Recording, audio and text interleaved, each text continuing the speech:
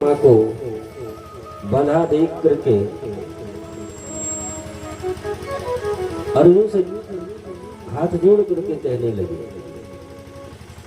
कि मुच्यताम मुच्यतामेष मुच्यताम मुच्यतामेष ब्राह्मणो नितराम गुरु। द्रौपदी अर्जुन की तरफ देख करके कहने लगी कि भले ही इसने हमारे 5 बालकों की हत्या कर दी है, जिसके एक बालक की मृत्यु हो जाए उस माँ के हृदय पर, उस माँ पर क्या बीतती है वो तो मैं जानती हूँ। मेरे तो 5 बालकों की हत्या इसने कर दी है, लेकिन क्या इसको मार देने से हमारे बालक वापस लौट करके आ जाएंगे? इसको मार देने से हमारे 5 बालक वापस लौट करके नहीं आएंगे। और मारो दिदस्य जननी गौतमी पतिदेवता, जिस प्रकार से आज मैं अपने बालक के वियोग में दुखी हो रही हूँ, जिस प्रकार से मैं आज अपने बालकों के लिए रो रही हूँ, कष्ट पा रही हूँ, इसको आप मार देंगे तो उसी प्रकार से इसकी माँ गौतमी भी कष्ट पाएगी। और हमारे पुत्रों की हत्या इसने कर दी, लेकिन फिर भी अभी आप 5 पति हमारे सहारा है, जिसके सहारे मैं जीवित रह लूंगी। लेकिन इसकी माँ गौतमी केवल अपने बेटे इसी अश्वत्थामा के सहारे जीवित है, यही उसकी सहारा है। क्योंकि इसके पिता द्रोणाचार्य पहले ही महाभारत के युद्ध में मार दिए गए। इसकी माँ गौतमी अपने बेटे अश्वत्थामा के सहारे ही जीवित है, इसलिए इसको छोड़ दो। मुच्यताम मुच्यतामेष ब्राह्मणो नितराम गुरु। एक तो ये ब्राह्मण है, दूसरे ये आपके गुरु का पुत्र है। ब्राह्मण और गुरु का पुत्र, और तीसरे इसकी माँ इसके सहारे ही जीवित रहती है, और इसके पिता महाभारत के युद्ध में पहले ही मार दिए गए हैं, इसलिए इसको छोड़ दो। अर्जुन मन में विचार करने लगे कि मैं क्षत्रिय कुल में जन्मा, मैंने प्रतिज्ञा की और प्रतिज्ञा मैंने की है, तो इसलिए इसको तो कैसे मैं अपनी प्रतिज्ञा को मैं बदल सकता हूँ। लेकिन द्रौपदी निवेदन कर रही है। वहीं पर भीम दादा खड़े हुए थे। भीम ने कहा कि दादा, यदि आप इसको छोड़ देंगे तो मैं तो छोड़ने वाला नहीं। धर्मराज युधिष्ठिर भी मन में विचार करने लगे कि ये आपस में अब टकराव हो रहा है, करें क्या। वहीं पर भगवान कृष्ण खड़े हुए थे। भगवान कृष्ण की तरफ देख करके धर्मराज युधिष्ठिर ने कहा कि कन्हैया, अब करना क्या चाहिए।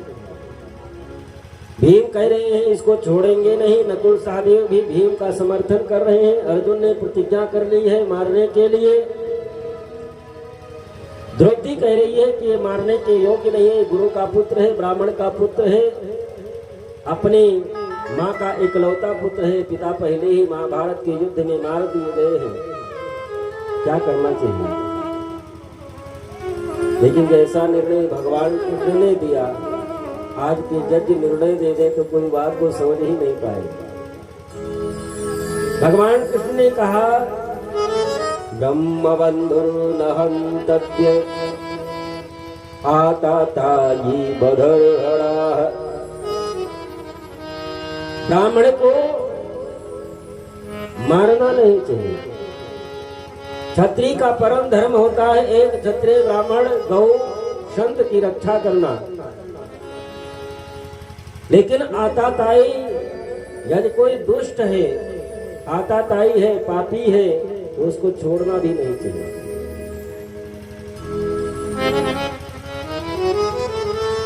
तो इससे बढ़ करके और पाप क्या हो सकता है जिसने सोते हुए 5 बालकों की हत्या कर दी है। भीम ने कहा कि कन्हैया, एक तरफ तो आप कह रहे हैं कि गुरु का पुत्र है, ब्राह्मण है, मारना नहीं चाहिए, क्षत्रिय का कर्तव्य नहीं है कि वो मारे, और दूसरी तरफ ये कह रहे हो कि जो पापी हो, अत्याचारी हो, दुष्ट हो, उसको छोड़ना भी नहीं चाहिए। एक तरफ तो कह रहे हो मार दो, एक तरफ कह रहे हो कि इसको छोड़ो भी ना। आप जैसा न्यायाधीश हो जाए महाराज तो संसार का कल्याण हो जाए। द्वारिकाधीश भगवान ने कहा कि दादा, जहां पर बोलने की आवश्यकता न हो वहां पर बोला मत करो। जिससे मैंने कहा वो समझ गया। अर्जुन बात को समझ गए। अर्जुन मन में विचार करने लगे कि द्वारिकाधीश जो कह रहे हैं, एक सम्मानित व्यक्ति का यदि अपमान कर दिया जाए तो जब तक जीवित रहेगा क्षण क्षण मरता रहेगा। संभावितस्य चाकीर्ति मरणादितीर उच्यते, संभाविते कहु अपजसताओ, मरण कोटि समगार दाहु, संभाविते कहु अपजसताओ, मरण कोटि समगार दाहु, मरण कोटि दारुण दाहु, मरण कोटि दारुण दाहु। अर्जुन मन में विचार किए कि कोई सम्मानित व्यक्ति है, यदि उसका एक बार अपमान कर दिया जाए तो जब तक जीवित रहेगा तब तक वो क्षण क्षण मरता रहेगा। अर्जुन अश्वत्थामा को पटक करके उसके मस्तक पर मड़ी थी, उसको निकाल लिए, घर से धक्का मार करके बाहर कर दिया। अश्वत्थामा अपमानित होकर के चला तो गया, लेकिन अश्वत्थामा मन में विचार करने लगा कि यदि अर्जुन हमको मार दिया होता तो एक ही बार में हमारी मृत्यु हो जाती, इस जीवन से छुटकारा मिल जाता। लेकिन ये अपमान करके घर से बाहर निकाला है, तो जब तक मैं जीवित रहूंगा तब तक तो क्षण क्षण मरना। अश्वत्थामा ने मन में विचार किया कि जिस प्रकार से अर्जुन ने हमारा अपमान किया है, मैं इसके वंश के बीज को ही समाप्त कर दूंगा, मैं इसके वंश को चलने ही नहीं दूंगा। इसको यदि इसी प्रकार करना था तो मृत्यु दंड दे देता, एक बार में मृत्यु हो जाती, संसार से छुटकारा मिल जाता। लेकिन इस धरातल पर तो अब जब तक रहूंगा ये अपमानित जीवन कब तक मैं जीता रहूंगा।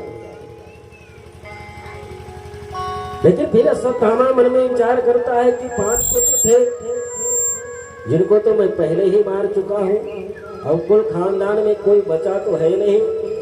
लेकिन फिर विचार आया कि जिस समय महाभारत का युद्ध चल रहा था, इनका पुत्र अभिमन्यु जिस समय मारा गया था महाभारत के युद्ध में, उसकी पत्नी उत्तरा गर्भवती थी। उत्तरा, अभिमन्यु की पत्नी उत्तरा उस समय गर्भवती थी और वो बालक अब जन्म लेने वाला होगा,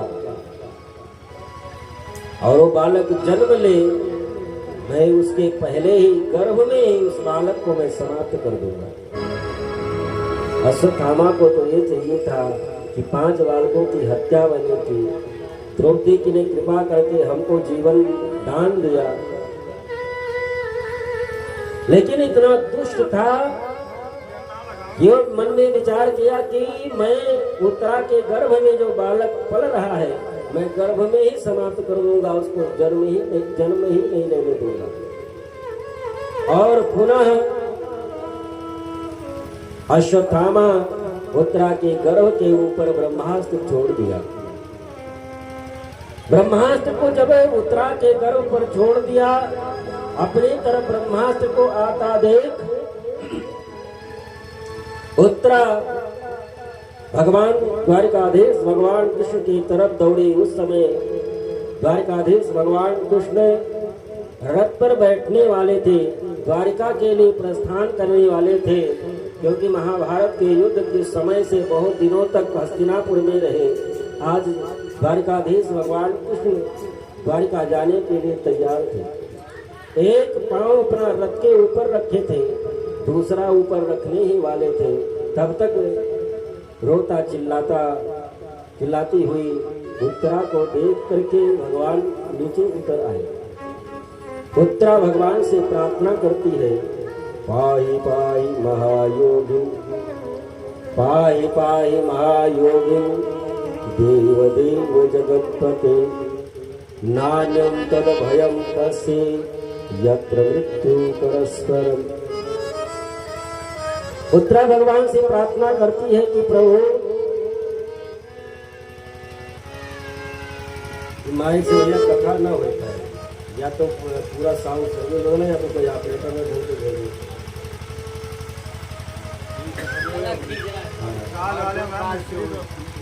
सुबह तो साउंड सर्वे पूरा लगवाए, घंटे के पास कोई ऑपरेटर नहीं है, इसलिए नहीं होता।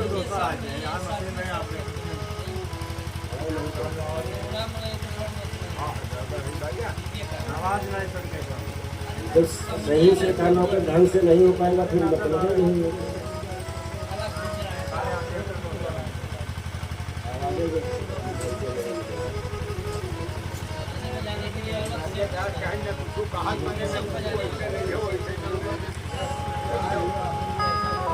श्री राम जय राम जय जय राम, श्री राम जय राम जय राम, श्री राम जय राम जय जय राम, श्री राम जय राम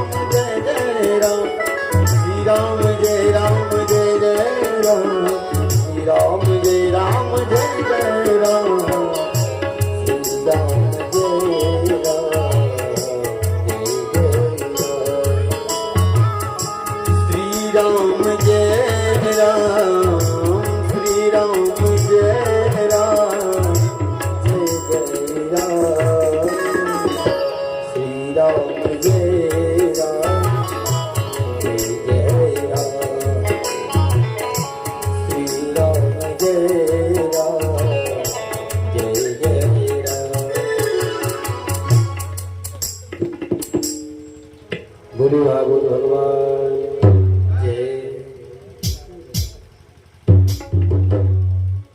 सियाराम सियाराम।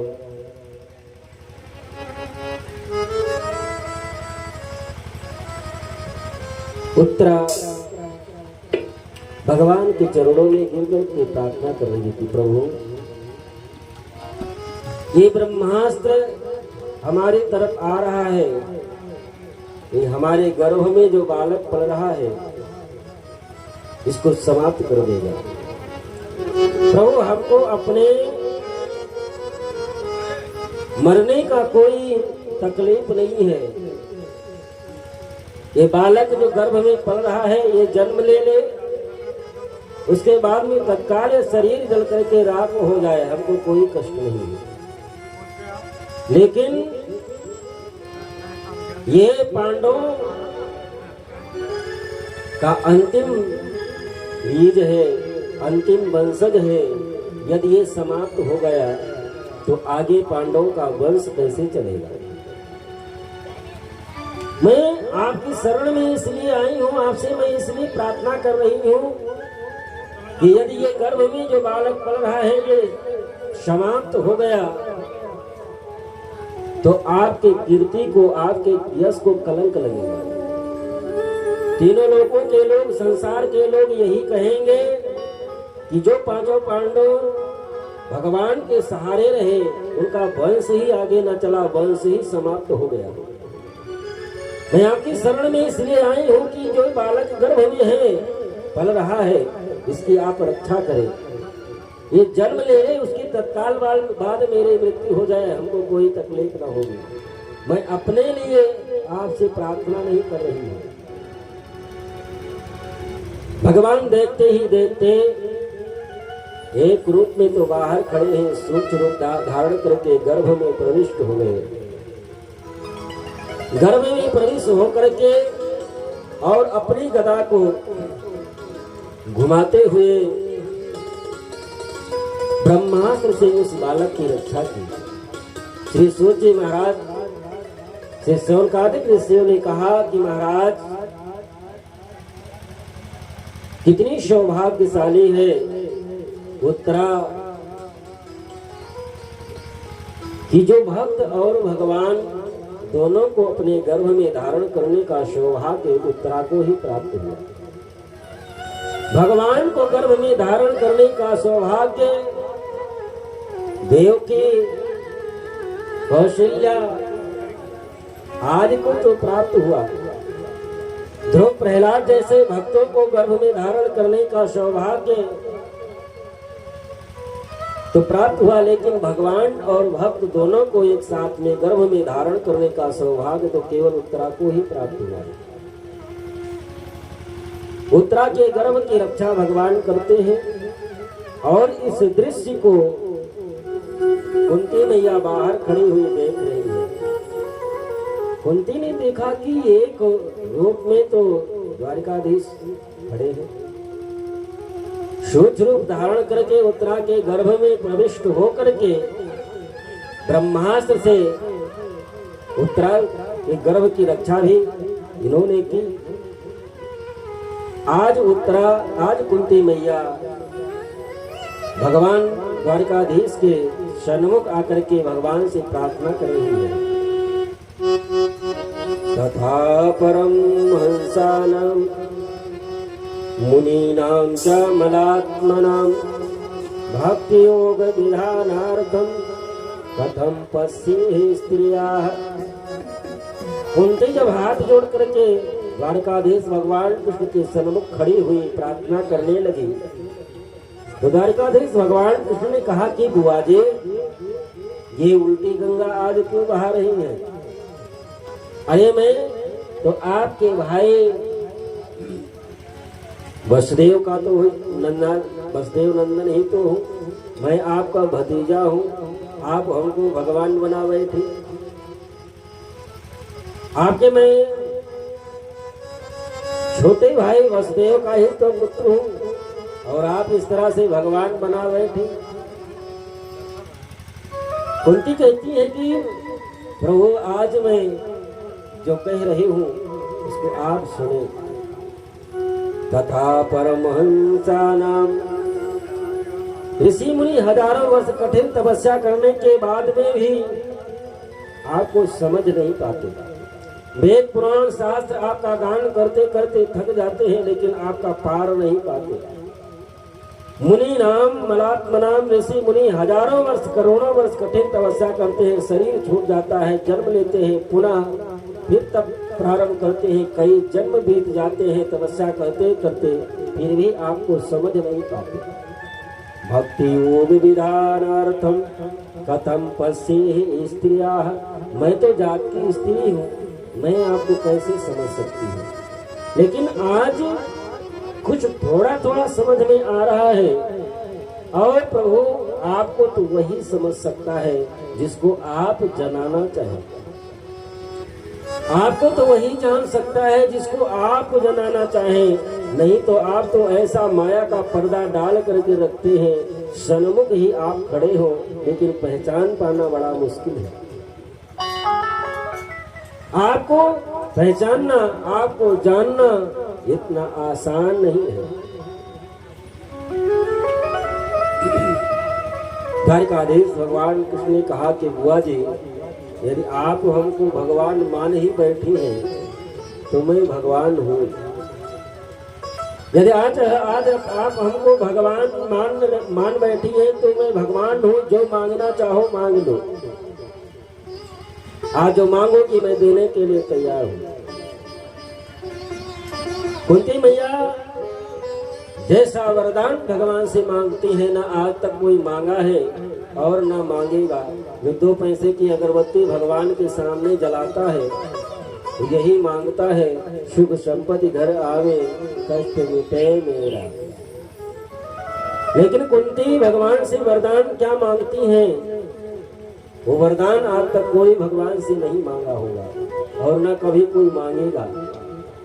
विपदा सन्तु न शाश्वत, विपदा सन्तु न शाश्वत, तत्र तत्र जगद्गुरु भवतो दर्शनम यस्यात् पुनर्भव दर्शनम। प्रभु यदि आप हमारे ऊपर प्रसन्न हैं, यदि आप देना ही चाहते हैं तो आप हमको विपत्ति दें। यदि आप वरदान देना ही चाहते हैं, तो देना ही चाहते हैं तो आप हमको विपत्ति दें। भगवान कृष्ण ने कहा कि बुआ जी आप पगला तो नहीं गए हैं? एक कोई पिलपला अमरूद भी चढ़ा करके चाहता है हमारे पास, चाहता है वो भी संसार का सुख संपत्ति वैभव मांगता है, और आप विपत्ति मांग रही हैं। जन्म से लेकर के आज तक आप विपत्ति ही झेलती हुई आ रही हैं। जन्म आपका कहीं हुआ, पालन पोषण कहीं जाकर के दूसरी जगह हुआ, विवाह भी हुआ तो ऐसे व्यक्ति के साथ में जिसको श्राप और बीमारी दोनों, पति का सुख आपको प्राप्त न हुआ। पति की मृत्यु हो गई, 5 बेटे, उनको भी मारने का प्रयत्न प्रयास हमेशा दुर्योधन किया करता। कभी आपके पुत्रों को मारने के लिए लक्षागृह में जलाने का प्रयास किया गया। भीम को विष मिला करके लड्डू दिया गया। महाभारत जैसे युद्ध, उसमें भीष्म, द्रोणाचार्य, कृपाचार्य ऐसे महारथी, कर्ण ऐसे महारथियों के सामने करोड़ों की संख्या में कौरव, उनके सामने युद्ध। तुम्हारे 5 बेटों को मारने का हमेशा प्रयत्न करता रहा दुर्योधन। यहाँ तक जुए में सब कुछ जीत लिया और साम्राज्य राज जीतने के साथ साथ द्रौपदी को भी जीत लिया, और उसी के साथ में 13 वर्ष का वनवास और 1 वर्ष का अज्ञातवास दिया तुम्हारे पुत्रों को। बेचारे जंगल में रहे, और जब जंगल में रह रहे थे उस समय भी एक घटना ऐसी हुई कि ये 5 पांडव द्रौपदी के साथ में जंगल में है। दुर्योधन करता क्या है कि दुर्योधन एक बार दुर्वासा ऋषि आए हस्तिनापुर में, और 6 महीने तक दुर्वासा ऋषि की सेवा किया दुर्योधन ने। 6 महीने तक सेवा सत्कार किया। सैकड़ों के साथ में दुर्वासा ऋषि के साथ में शिष्य भी है, और 6 महीने की सेवा होने के बाद में जब दुर्वासा ऋषि चलने के लिए तैयार हुए तो दुर्वासा ने दुर्योधन से कहा कि मैं तुम्हारी सेवा सत्कार से बहुत प्रसन्न हूँ, जो तुम मांगना चाहते हो मांग लो। तो दुर्योधन ने मन में विचार किया कि धन दौलत सुख संपत्ति तो भगवान की कृपा से खूब है ही, लेकिन पांडवों से ही डर है। 13 वर्ष पूर्ण, 14 वर्ष पूर्ण होगा, वापस लौट करके आएंगे, साम्राज्य ने आधा हिस्सा देना पड़ेगा। तो आज मौका है, तो क्यों ना दुर्वासा ऋषि को ही भेज दूं। दुर्योधन जानता था कि पांडवों को जो अच्छे पात्र प्राप्त हुआ है उसमें से जब तक द्रौपदी भोजन न कर ले तब तक उस अच्छे पात्र से चाहे तो हजारों क्या लाखों लोगों को भोजन प्राप्त हो सकता है। उस अच्छे पात्र की कृपा ये थी, सूर्य भगवान के द्वारा दिया हुआ वो अच्छे पात्र था, और वो अच्छे पात्र की महिमा ये थी कि जब तक द्रौपदी उस अच्छे पात्र से भोजन न कर ले तब तक लाखों हजारों लोगों को भोजन उस अच्छे पात्र से प्राप्त हो सकता था। तो दुर्योधन ने दुर्वासा से कहा कि महाराज आप 12 बजे के बाद में जाएं और पांडव लोग जहाँ पर रहते हैं उनके पास जाकर के आप उनके यहाँ जाकर के आप भोजन करें। दुर्योधन ने मन में विचार किया कि 12 बजे के बाद में दुर्वासा जाएंगे, इनको भोजन मिलेगा नहीं और ये पांडवों को श्राप दे देंगे, पांडवों का विनाश हो जाएगा। ऐसा विचार करके दुर्योधन पांडवों की कुटिया पर दुर्वासा ऋषि को भेज दिया। दुर्वासा ऋषि अपने शिष्यों के साथ में पांडव जहाँ पर निवास कर रहे थे जंगल में कुटी बना करके दुर्वासा ऋषि अपने हजारों शिष्यों के साथ में पहुंच गए। उस समय पांचों पांडव भोजन कर चुके थे। धर्मराज युधिष्ठिर दुर्वासा को आया देख उनके चरणों में प्रणाम किए। अर्जुन नकुल सहदेव भी आकर के चरणों में प्रणाम किए। धर्मराज युधिष्ठिर ने कहा कि महाराज आप आ ही गए हैं, भोजन का समय है, आप भोजन करके ही जाइएगा। दुर्वासा ने कहा कि मैं वही भोजन करने के लिए ही आपके आश्रम पर आया हूँ। मैं जा रहा हूँ गंगा स्नान करने और गंगा जी स्नान करके आऊँ, तब तक आप भोजन की व्यवस्था करिए। धर्मराज युधिष्ठिर निमंत्रण तो ले लिए दुर्वासा का। दुर्वासा चले गए गंगा जी स्नान करने के लिए। कुटिया में गए, द्रौपदी से पूछे देवी आप भोजन कर चुकी? द्रौपदी ने कहा कि मैं तो भोजन कर चुकी हूँ। धर्मराज युधिष्ठिर मन में विचार कहने लगे कि देवी आज हम लोगों को दुर्वासा के कोप से कोई नहीं बचा सकता। आज निश्चित रूप में दुर्वासा हम लोगों को श्राप देंगे और हम लोगों का विनाश निश्चित है, कोई हमको बचा नहीं पाएगा। क्योंकि दुर्वासा को भोजन के लिए निमंत्रण देना और उनको भोजन न करा पाना, ये तो मृत्यु को निमंत्रण देने के बराबर है। धर्मराज युधिष्ठिर ने द्रौपदी से कहा कि देवी हमने तो आज दुर्वासा ऋषि का निमंत्रण ले लिया, अभी वो 1000 शिष्यों के साथ में आ रहे हैं भोजन करने के लिए और आप उस भोजन कर चुके हैं, तो अब उस अच्छे पात्र से कुछ मिलेगा नहीं और उनको भोजन जब नहीं मिलेगा तो क्रोध में आकर के श्राप दे देंगे, हम लोगों का विनाश आज निश्चित है। पांचों पांडव बहुत दुखी हैं, अब करें क्या, कोई उपाय व्यवस्था जंगल में हो नहीं सकती। द्रौपदी आंगन में बैठ करके भगवान से प्रार्थना करने लगी कि प्रभु आज आप ही हमारी रक्षा कर पाएंगे और कोई हमारी रक्षा नहीं कर सकता, क्योंकि अच्छे पात्र से भोजन तभी तक प्राप्त हो सकता है जब तक मैं भोजन ना कर लूं। मैं भोजन कर चुकी हूँ। दुर्वासा ऋषि 1000 शिष्यों के साथ में आ रहे हैं भोजन करने के लिए। कुटिया में कुछ है नहीं खाने के लिए, कैसे मैं भोजन कराऊं? द्वारकाधीश भगवान का स्मरण करती है। द्वारकाधीश भगवान कुछ भोजन करने के लिए बैठे ही थे। द्रौपदी ने पुकारा, द्वारकाधीश भगवान कृष्ण आ गए। बहन क्यों दुखी हो? कौन सा ऐसा कष्ट आ पड़ा? स्मरण किया।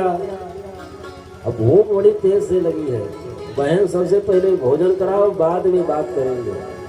द्रौपदी ने कहा कि भैया मैं आपको तो भोजन की व्यवस्था के लिए ही बुलाई और आप भी भूखे चले आए। द्वारकाधीश भगवान कृष्ण ने कहा कि बहन तुम अच्छे पात्र लाओ, तो द्रौपदी ने कहा कि भैया मैं उसको धुल करके साफ करके अच्छे से धुला साफ करके रख दिया, उसमें कुछ भी नहीं है। भगवान ने कहा कि तुम बहन लाओ, तो द्रौपदी अच्छे पात्र को भगवान के पास लाई। भगवान ने अच्छे पात्र को हाथ में लिया। भगवान की लीला भगवान जाने, उसमें एक चावल का कण पड़ा हुआ था और उस चावल के कण को भगवान अपने मुख में रखे और संकल्प किए कि विश्वम तृप्यंता, विश्व के जितने भी जीव हैं वो हर प्रकार से तृप्त हो जाए।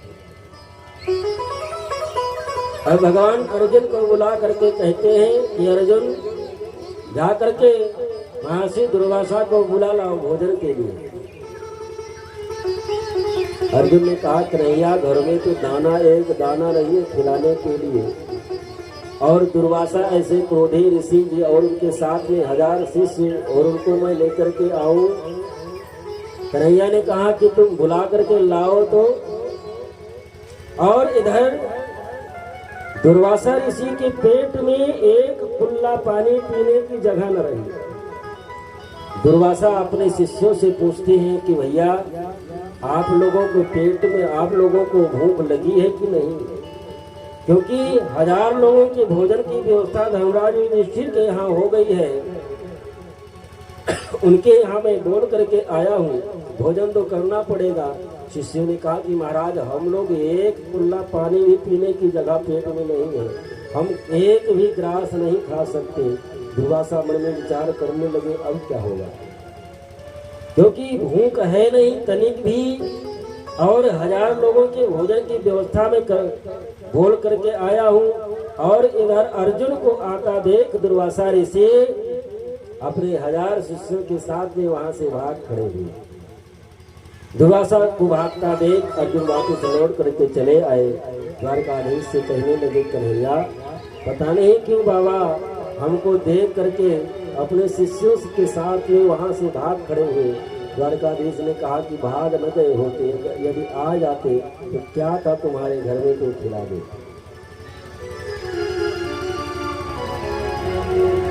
आज कुंती जब वरदान मांगती है कि प्रभु आप हमको केवल विपत्ति दें, तो द्वारकाधीश भगवान कृष्ण वही कुंती मैया से कह रहे हैं बुआ जी आपका जन्म जब से हुआ, जन्म से लेकर के आज तक आप कष्ट ही तो झेली है। जन्म कहीं हुआ, पालन पोषण कहीं हुआ, जिसके साथ में विवाह हुआ वो भी रोगी, युवावस्था में मृत्यु हो गई। 5 पुत्र, तुम्हारे 5 पुत्रों को हमेशा मारने का प्रयास दुर्योधन करता रहा। और जब जब तुम्हारे ऊपर विपत्ति पड़ी, जब जब तुम्हारे ऊपर कष्ट पड़ा, हमको द्वारिका छोड़ करके भाग करके आना पड़ा। कुंती ने कहा कि इसीलिए तो मैं आपसे विपत्ति मांगती हूँ, इसीलिए मैं तो आपसे विपत्ति मांगती हूँ कि जब जब हमारे ऊपर विपत्ति पड़ेगी आप भाग करके आएंगे, आपके सानिध्य आपके दर्शन का सौभाग्य हमको प्राप्त होता रहेगा। और ये धन संपत्ति वैभव ये तो आपको भुलाने की वस्तु है, ये ले करके मैं क्या करूं। कह हनुमंत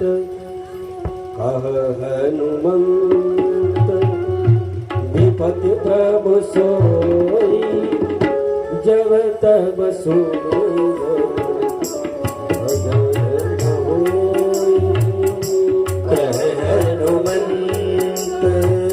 विपति प्रभु सोई तब तब सुमिरन भजन न होए। कह हनुमंत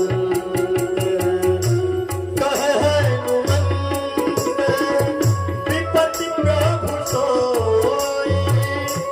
कह हनुमंत विपति प्रभु सोई तब तब सुमिरन भजन न होए। विपति प्रभु सोई तब तब सुमिरन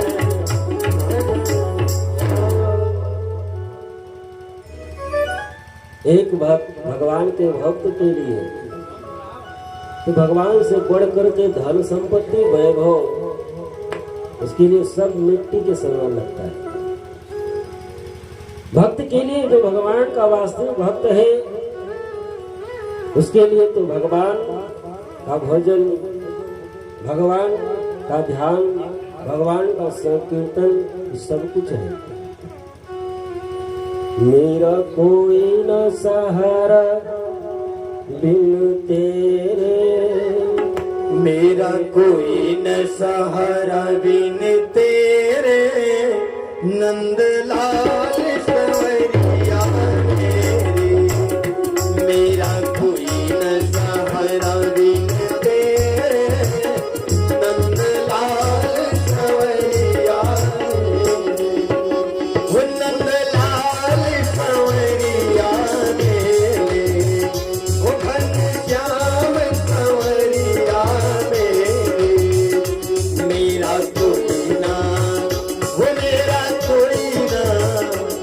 मेरा कोई न सहारा बिन तेरे नंदलाल सवरिया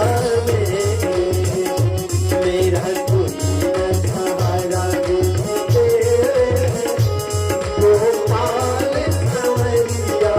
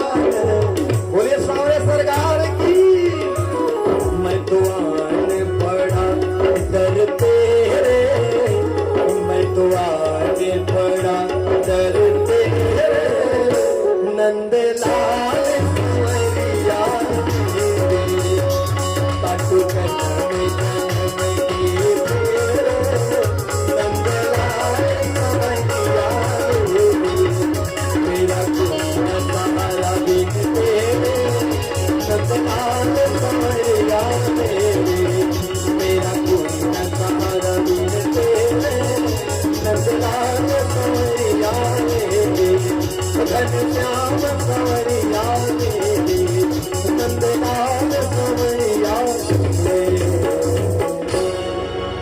बोले द्वारिकाधीश भगवान की जय।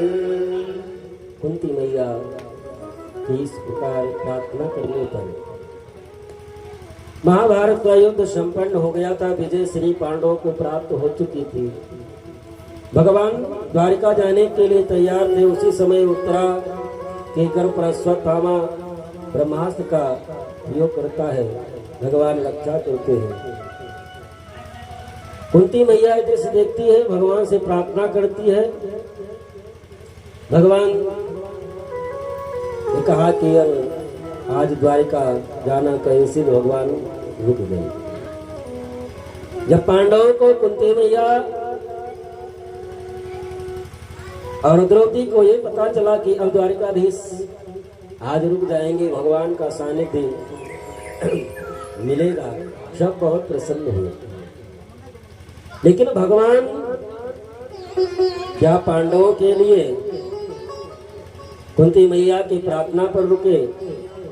भगवान शायद इसलिए रुक गए क्योंकि महाभारत के युद्ध में भीष्म पितामह के शरीर में इतने बाण लगे हैं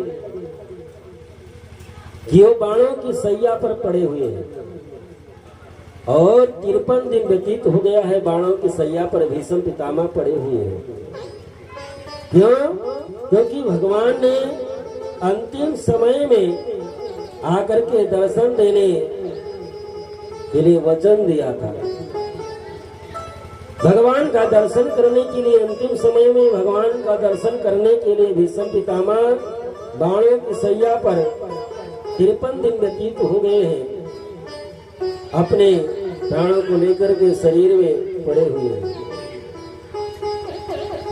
और आप लोगों को एहसास होगा कि एक कांटा यदि पैर में चुभ जाए तो कितना कष्ट होता है, और जिसके पूरे शरीर में बाण लगे हुए हो और बाणों की सैया बन गई हो और उसी के बाणों की सैया पर 53 दिन से पड़ा हो तो कितना कष्ट झेल रहा होगा। लेकिन भीष्म पितामह इंतजार कर रहे हैं कि भगवान ने वचन दिया है तो जरूर आएंगे। लेकिन अंतिम समय में भगवान का नाम ही मुख से निकल पाना बड़ा कठिन होता है, और भगवान का दर्शन तो बहुत दूर की बात है। जन्म जन्म मुनि जतन कराहि और अंते राम कही आवत नाही। ऋषि मुनि हजारों वर्ष बैठ करके कठिन तपस्या करते हैं। क्यों? क्योंकि अंतिम समय में भगवान का नाम मुख से निकल जाए। लेकिन अंतिम समय में भगवान का नाम मुख से नहीं निकल पाता। पुनः मृत्यु होती है, जन्म लेते हैं और पुनः वही कार्य पूरा जीवन बैठ करके भगवान का भजन करते हैं। भजन करते करते मृत्यु हो जाती है, लेकिन अंतिम समय में भगवान का नाम मुख से नहीं निकल पाता। लेकिन भीष्म पितामह को ये आस्पूर्ण विश्वास है कि भगवान ने हमको वचन दिया है तो अंतिम समय में वो जरूर आएंगे दर्शन देने के लिए। भीष्म पितामह को अंतिम समय में दर्शन देने का वचन भगवान द्वारकाधीश भगवान कृष्ण ने कब दिया था? ये उस समय की घटना है जब महाभारत का युद्ध प्रारंभ हुआ। 3 दिन का युद्ध बीत गया। 3 दिन का युद्ध बीत गया और इधर कौरवों की तरफ सेना भी मारी गई, हजारों की संख्या में सेना मार दी गई और दुर्योधन के 10 भाई मार दिए गए। दुर्योधन चौथे दिन सायंकाल जब युद्ध संपन्न हुआ अपने शिविर में बैठा हुआ था और मन में विचार करने लगा कि 5 पांडवों में से 5 के 5 जीवित हैं, उधर की सेना भी पूर्ण रूप से सुरक्षित है और हमारे 10 भाई मार दिए गए और साथ में हमारी हजारों की संख्या में सेना भी मार दी गई और हमारे तरफ से लड़ने वाले द्रोणाचार्य, कृपाचार्य, भीष्म पितामह, कर्ण ऐसे महारथी हमारे तरफ से लड़ने वाले, लेकिन फिर भी हमारी इतनी बड़ी हानि हुई। रात्रि में 10 बजे के समय भीष्म पितामह के शिविर में आया दुर्योधन और भीष्म पितामह से कहने लगा, बाबा आप जैसे धनुर्धारी धनुर्वीर जिस के तरफ से लड़ने के लिए लड़ रहे हो, और हमको ये पूर्ण विश्वास है कि आपके धनुष में, आपके बाण में वो शक्ति, वो सामर्थ्य है कि यदि आप चाहें तो एक ही बाण में आप अर्जुन के रथ सहित अर्जुन को हजारों मील दूर आप फेंक सकते हैं। लेकिन फिर भी अभी वो 5 के 5 जीवित हैं और उनकी तरफ की सेना भी सुरक्षित है, और हमारे 10 भाई मार दिए गए, हजारों की संख्या में सेना मार दी गई। भीष्म पितामह ने कहा कि दुर्योधन तुम कहना क्या चाहते हो, यही ना कि मैं तुम्हारी तरफ से लड़ नहीं रहा हूँ। दुर्योधन ने कहा कि नहीं बाबा, मैं ऐसा तो नहीं कह रहा हूँ कि आप हमारे तरफ से लड़ नहीं रहे, लेकिन मैं ये कह रहा हूँ कि आप जैसे धनुर्वीर जिसकी तरफ से युद्ध करने वाले हो, आप चाहें तो एक ही बाण में अर्जुन के साथ अर्जुन के रथ को हजारों किलोमीटर दूर फेंक सकते हैं। द्रोणाचार्य, कृपाचार्य, कर्ण ऐसे महारथी हमारे तरफ से लड़ रहे हैं, हमारे 10 भाई मार दिए गए, सेना भी मारी गई। भीष्म पितामह ने कहा कि जो कलंक दुर्योधन तुम दे रहे हो ये उचित नहीं है, लेकिन मैं गंगापुत्र भीष्म प्रतिज्ञा करता हूँ कि कल 5 में से मैं एक को जरूर मारूंगा, और मैं जानता हूँ कि 5 में इतना प्रेम है कि एक को मैं मारूंगा और 4 उनके वियोग में मर जाएंगे। कल के बाद में महाभारत युद्ध समाप्त हो जाएगा, लेकिन उसके लिए तुमको एक काम करना होगा। ब्रह्म मुहूर्त में अपनी पत्नी भानुमति को भेज देना हमारे शिविर में, मैं उसको सौभाग्यवती होने का आशीर्वाद दे दूंगा, जिससे तुमको कोई तीनों लोकों में मारने वाला पैदा नहीं हुआ होगा, तुमको कोई मार नहीं पाएगा, और तब मैं कल पांडवों में 5 में से एक को मैं जरूर मारूंगा। लेकिन ये बात केवल मैं जानूं, तुम जानो, तुम्हारी पत्नी जाने, 3 के अलावा वो 4थे तक बात नहीं जानी चाहिए। दुर्योधन ने कहा ठीक है। अपने शिविर से दुर्योधन निकल गया, लेकिन उस परमात्मा से कौन सी बात छुपी है? वो परमात्मा तो चींटी के पैर में भी छोटे से नूपुर बांध दो, और नूपुर की आवाज को ही परमात्मा सुनता है। परमात्मा तो कण कण में निवास करता है। द्वारकाधीश भगवान कृष्ण को नींद नहीं आ रही है कि कल भीष्म पितामह की प्रतिज्ञा वो कोई टालने वाला तीनों लोगों में नहीं है।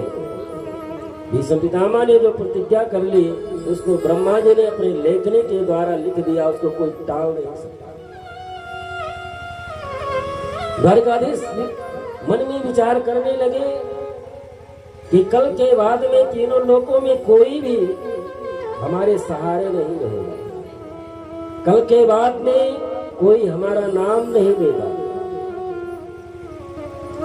लोग यही कहेंगे कि पांडव द्वारकाधीश के सहारे रहे, उनको अपना सर्वस्व मानते थे और उनका विनाश हो गया। कल के बाद में कोई हमारे सहारे नहीं रहेगा। द्वारकाधीश भगवान कृष्ण मन में विचार करने लगे, अब मैं करूं क्या? रात के लगभग 11 बजे अर्जुन के शिविर में आए, अर्जुन को जगाए। अर्जुन उठ करके बैठे, कन्हैया क्या बात है, कम से कम रात्रि में विश्राम तो करने दो, सुबह युद्ध करना है। द्वारकाधीश भगवान कृष्ण ने कहा कि अर्जुन, कल जब तुम जीवित रहोगे तब ना युद्ध करोगे। क्यों?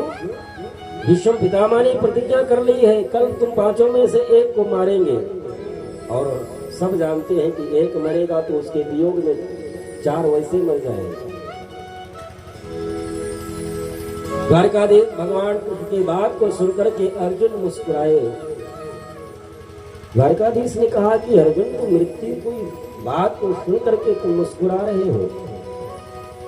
अर्जुन ने कहा कि प्रभु तो मैं करूं क्या, इसमें मैं तो कुछ कर नहीं सकता, लेकिन जो मेरा कार्य है वो मैं कर रहा हूं।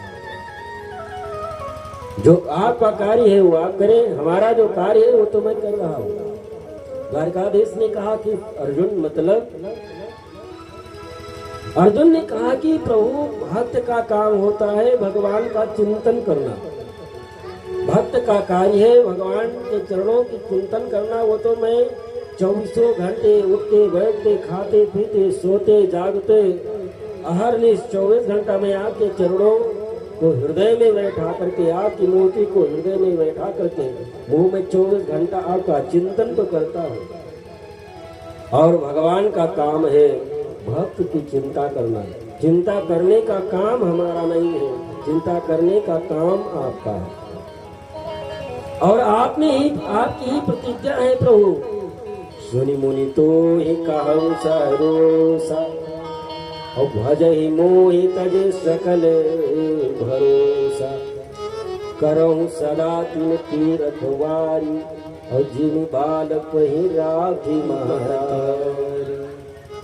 ये आप ही की प्रतिज्ञा है कि जो सर्वस्व छोड़ करके, सब कुछ छोड़ करके जो हमारे सहारे हो जाता है, मैं उसकी उसी प्रकार से रक्षा करता हूँ जिस प्रकार से माँ छोटे बालक की रक्षा करती है कि कहीं खड्डे में न गिर जाए, कहीं ठंडी न लग जाए, कहीं लू न लग जाए। खाने पीने उठने बैठने 24 घंटा जिस प्रकार से माँ छोटे बालक का पालन पोषण करती है, रक्षा करती है, प्रभु आप उसी प्रकार से अपने भक्त की रक्षा करते हैं जो सब कुछ छोड़ करके आपके सहारे हो जाता है।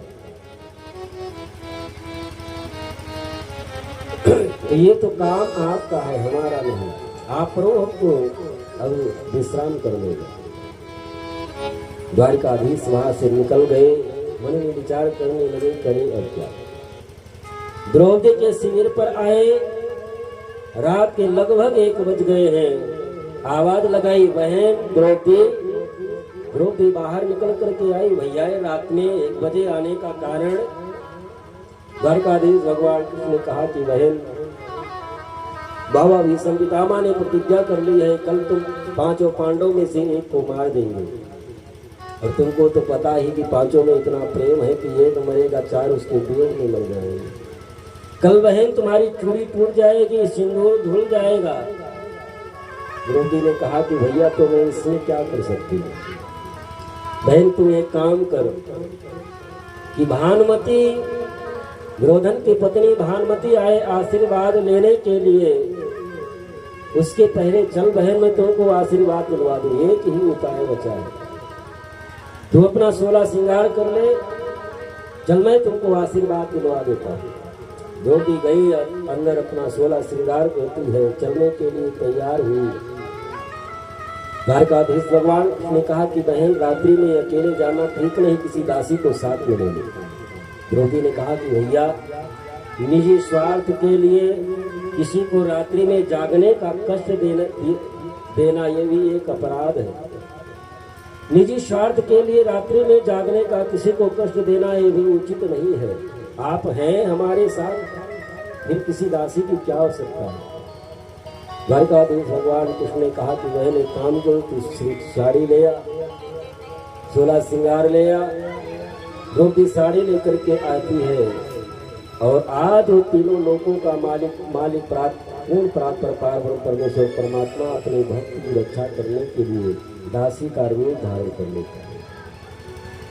भीष्म पितामह के शिविर के तरफ दासी का रूप धारण करके द्रौपदी को लेकर के भगवान चल पड़े।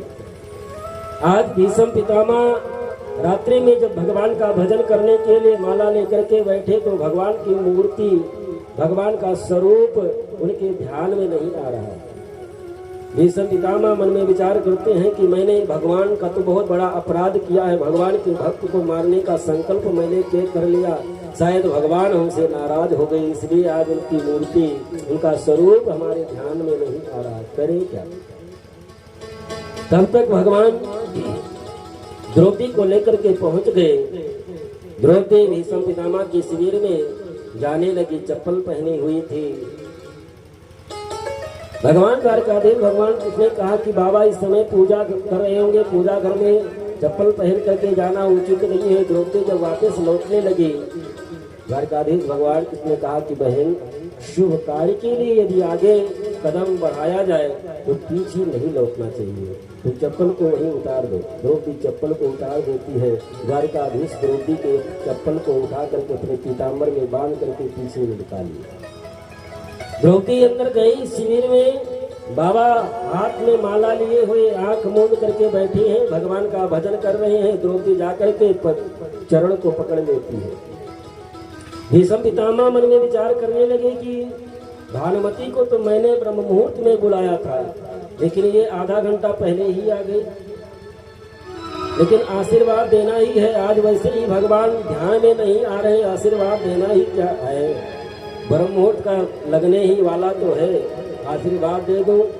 भजन तो कम से कम भजन तो करूं। और जो ही भीष्म पितामह ने आशीर्वाद दिया, सौभाग्यवती भव, सौभाग्यवती होने का आशीर्वाद जब द्रौपदी को भीष्म पितामह ने दे दिया, तब द्रौपदी बोली, बाबा आपने जो आशीर्वाद दिया है, एक आशीर्वाद खाली तो नहीं जाएगा। द्रौपदी की आवाज को सुनकर के भीष्म पितामह के हाथों से माला छूट गई। बेटी द्रौपदी, तुम्हारी जैसी बहू जिस कुल खानदान में आ जाए, तुम्हारी जैसी बेटी जिस कुल खानदान में जन्म ले ले, उसकी तो 7 पीढ़ी आगे की, 7 पीढ़ी पीछे की, 21 पीढ़ियां कर जाती है। लेकिन बेटी ये बताओ, तुमको लाने वाला कौन है, किसके साथ में आई हो? मैं अपने दासी के साथ में आई हूँ। भीष्म पितामह ने कहा कि मैं उस दासी का दर्शन करना चाहता हूँ। भीष्म पितामह समझ गए कि जिस समय दुर्योधन से वार्ता हुई थी, उस समय केवल हम दुर्योधन थे। ये बात केवल हम दुर्योधन, उनकी पत्नी जानती थी। चौथे तक बात पहुंचने का कारण वही द्वारकाधीश लेकर के आया हो।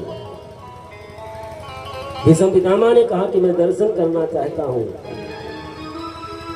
भीष्म पितामह जब अपने शिविर से बाहर आए, आज जब जो पूर्ण परात्पर पार्वती परमेश्वर परमात्मा है, जिसके रोम रोम में करोड़ों करोड़ों ब्रह्मांड समाया है, जिसके रोम रोम में करोड़ों ब्रह्मांड सूर्य चंद्रमा करोड़ों समाये हैं, आज त्रिलोकाधिपति जो देखा कि अपने भक्त की रक्षा करने के लिए दासी का रूप बना करके खड़ा है, भीष्म पितामह खपक करके रो पड़े।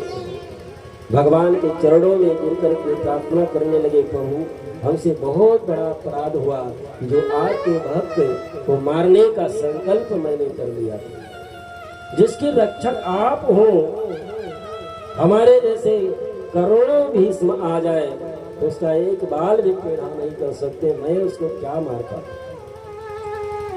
द्वारकाधीश भगवान ने कहा कि बाबा मैं आपकी भक्ति और आपके सामर्थ्य और आपके धर्म से मैं बहुत प्रसन्न हूँ, क्योंकि आप अपने धर्म की रक्षा करने के लिए ही महाभारत के युद्ध में आप युद्ध लड़ रहे हैं। धर्म की रक्षा आपका धर्म यही है कि आप पांडव कौरवों की तरफ से लड़े।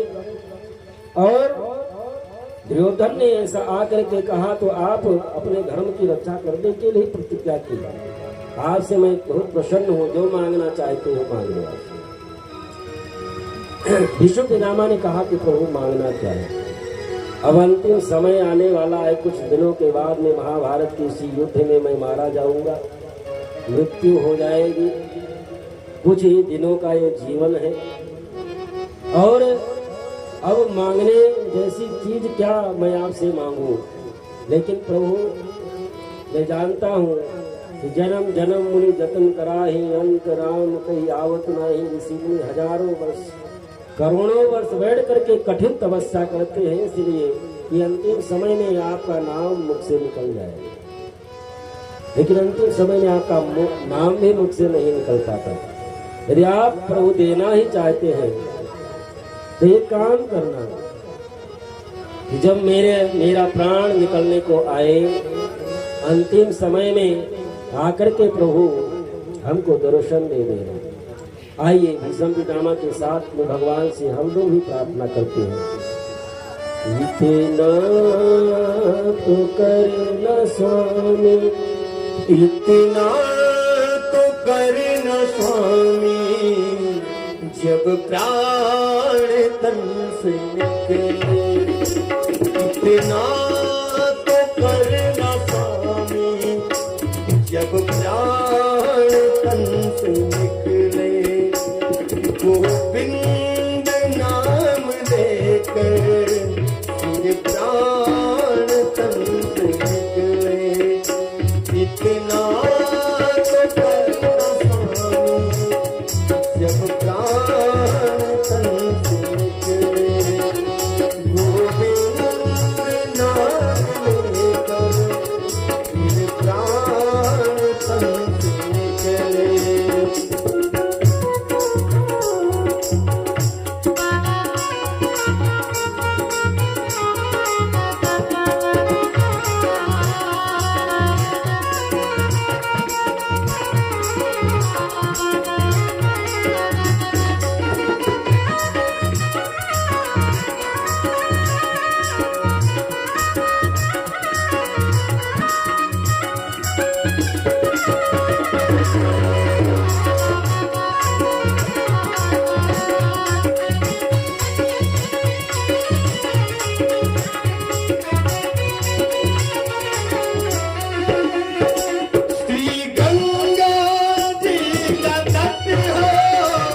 यमुना का बंसीवट हो, श्री गंगा जी का तट हो। यमुना का बंसीवट हो, और मेरा सावरा निकट हो। मेरा सावरा निकट हो, जब प्यार तन से निकले।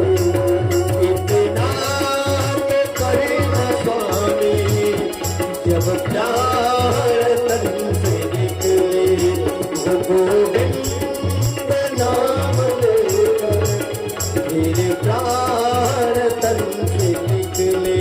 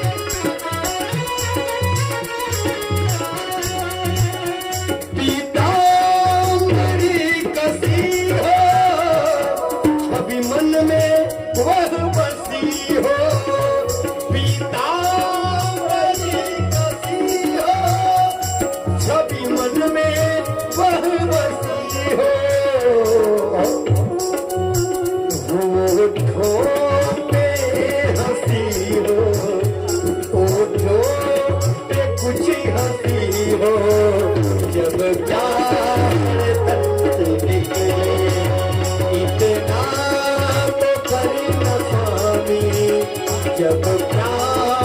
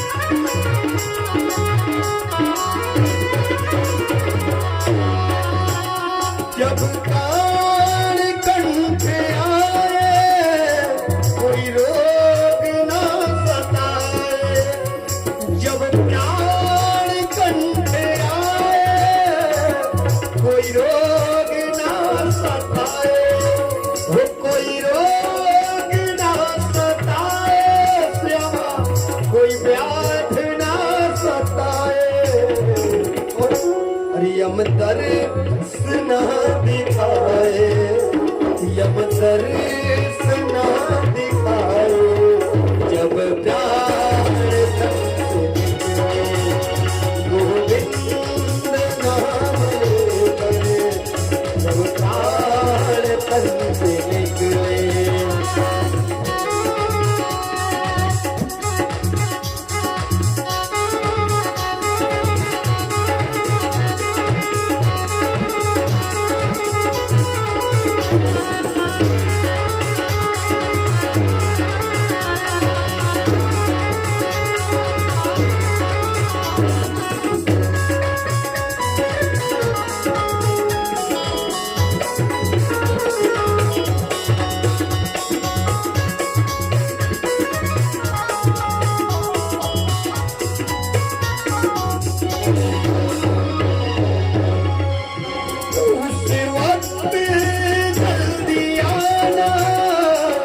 नहीं श्याम भूल जाना, उस वक्त जल्दी आना, प्यारे तुम न भूल जाना, प्यारे तुम न भूल जाना, कान्हा तुम न भूल जाना। अरे राधा को साथ लाना, बोलिए राधे रानी सरकार की। राधा को साथ लाना, जब प्राण बन निकले, इतना तो करना मेरे, जब प्राण तन से निकले, इतना तो करना मेरे, जब प्राण तन से निकले, इतना तो करना मेरे, जब प्राण तन से निकले।